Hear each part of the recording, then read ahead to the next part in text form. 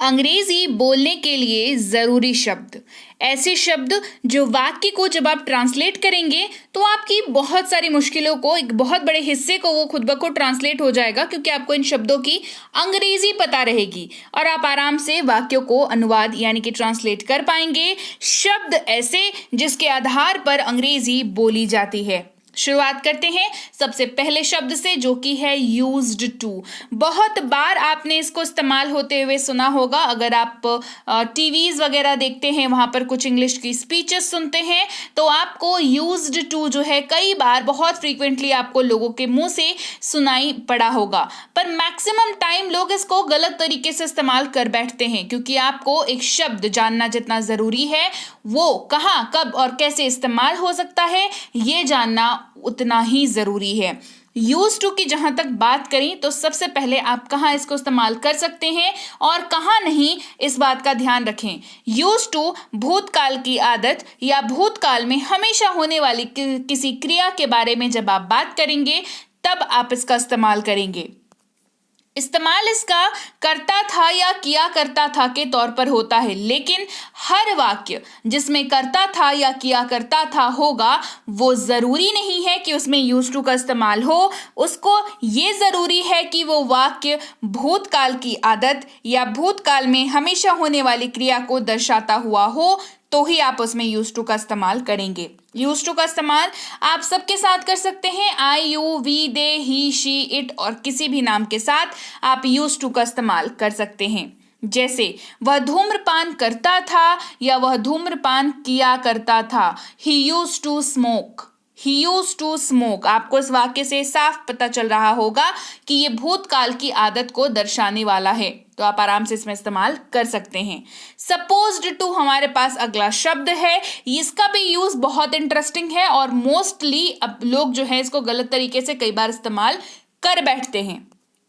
जैसे suppose to का इस्तेमाल जो है ऐसे वाक्यों के लिए किया जाता है जो एक्सपेक्टेशंस या ऑब्लिगेशंस दर्शाते हैं, यानी कि उम्मीदें, है ना, आशाएं, उम्मीदें जब दर्शाते हैं, ऐसे वाक्यों के लिए किया जाता है।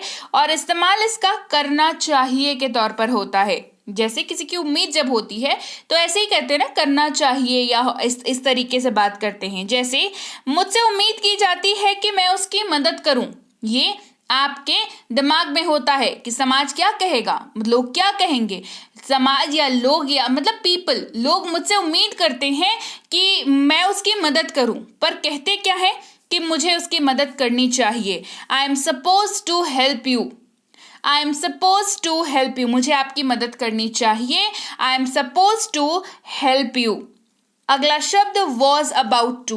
about to was के साथ इस्तेमाल जब होता है, तो जब आप हिंदी वाक्य में इसका इस्तेमाल करेंगे तो आप समझेंगे, हिंदी वाक्य में जब उसका अर्थ इस्तेमाल होता है तो आप समझेंगे कि वाक्य के एक बहुत बड़े हिस्से को was about to कवर कर लेता है।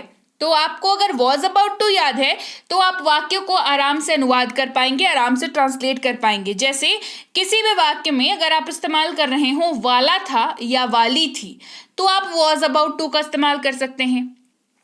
सिंपल सा लॉजिक है लेकिन बड़े काम का है ना।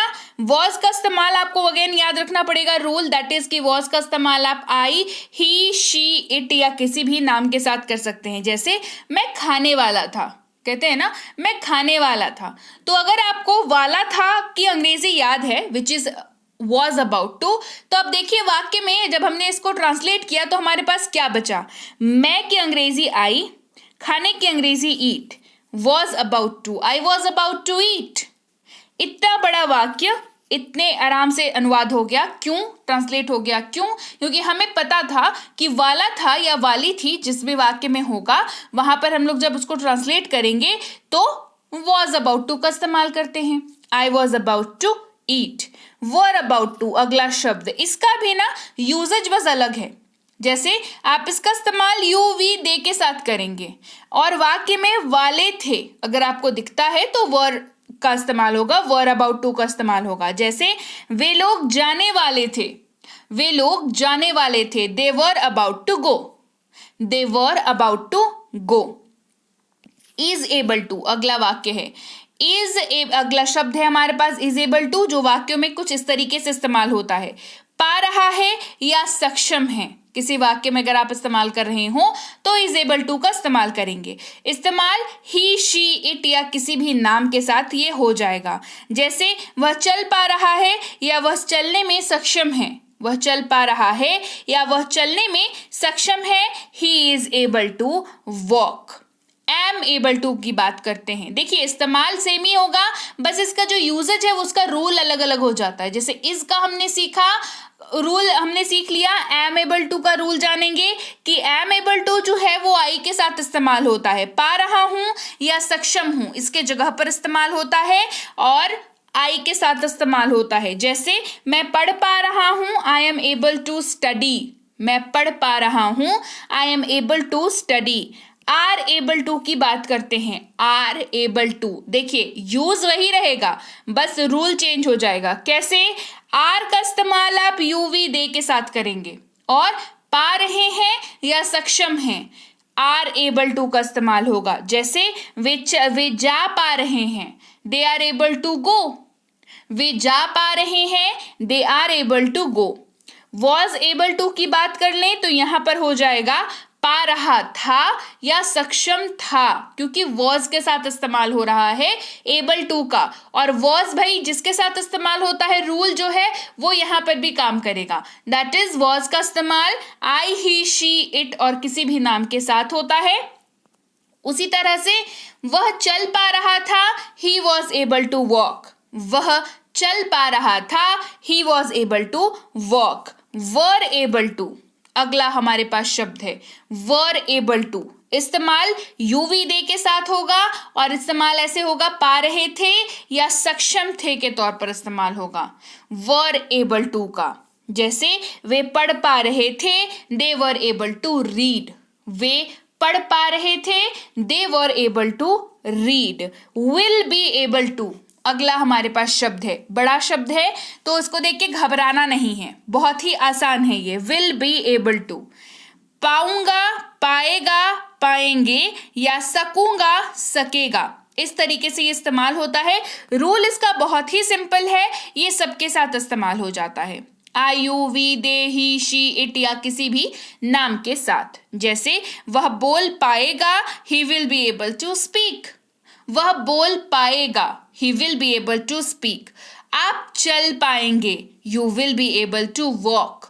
आप चल पाएंगे, you will be able to walk. is having to, अगला हमारे पास शब्द है is having to। पढ़ रहा है, जब आप हिंदी वाक्य में इस्तेमाल कर रहे हो पढ़ रहा है तो is having to का इस्तेमाल करेंगे। he, she, it या किसी भी नाम के साथ इस्तेमाल हो जाएगा is having to का। जैसे उसे काम करना पड़ रहा है, he is having to work. उसे काम करना पड़ रहा है, he is having to work. याद रखेंगे ही का इस्तेमाल मेल मेंबर के लिए होता है, फीमेल के लिए शी का इस्तेमाल करते हैं। एम हैविंग टू, अगला शब्द हमारे पास है एम हैविंग टू।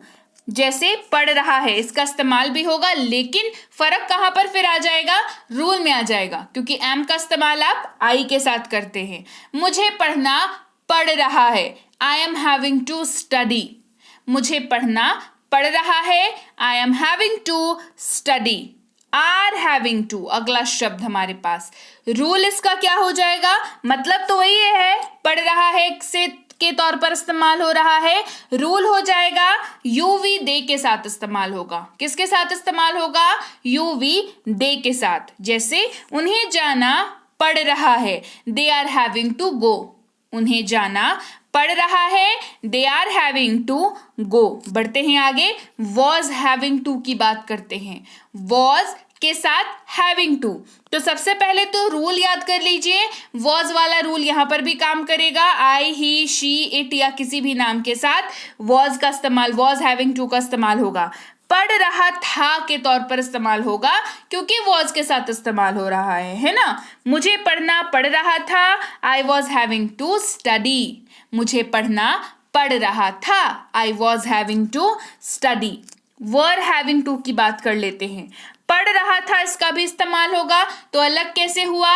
अलग हुआ रूल से, क्योंकि वर का इस्तेमाल हम लोग करेंगे यूवी दे के साथ ही। यूवी दे बचा हुआ था ना, वॉज के साथ बाकी सब इस्तेमाल हो गया था, यूवी दे के साथ वर का इस्तेमाल करते हैं। उन्हें जाना पड़ रहा था, they were having to go. उन्हें जाना पड़ रहा था, they were having to go. Will have to अगला है हमारे पास, विल हैव टू इसका इस्तेमाल कैसे होता है? ना होगा या ना पड़ेगा इसके तौर पर होता है। अगर वाक्य में इस्तेमाल कर रहे हो ना होगा या ना पड़ेगा तो विल हैव टू का इस्तेमाल करेंगे। रूल भाई क्या होता है? रूल सिंपल सा है जी, ये सबके साथ इस्तेमाल होता है। I, you, we, they, he, she, it या किसी भी नाम के साथ ये इस्तेमाल हो जाता है। जैसे मुझे जाना होगा, I will have to go. मुझे जाना होगा, I will have to go. इसके जगह पर होता मुझे जाना पड़ेगा तो भी हो जाता I will have to go, right?